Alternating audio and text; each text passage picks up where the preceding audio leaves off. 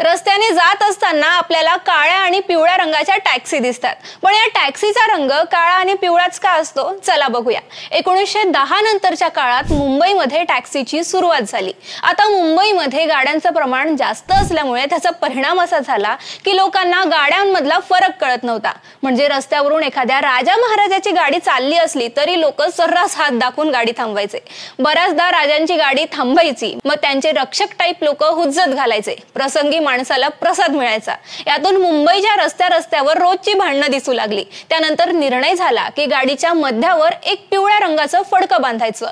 हळूहळू ब्रिटिश सरकारने त्या पिवळ्या फडक्याचं रूपांतर पिवळ्या रंगात केलं आणि तेव्हापासून महाराष्ट्रातल्या रिक्षा, टॅक्सी पासून ते डुक्कर गाडीला देखील हाच रंग मिळाला। सध्या वेगवेगळ्या रंगाच्या ओला उबर आल्या आहेत, पण तरीही बऱ्याच क्षेत्रांमध्ये आजही टॅक्सीचा रंग पिवळाच ठेवला आहे। अशाच हटके व्हिडिओसाठी मंडळ आभारीला सबस्क्राइब करायला विसरू नका।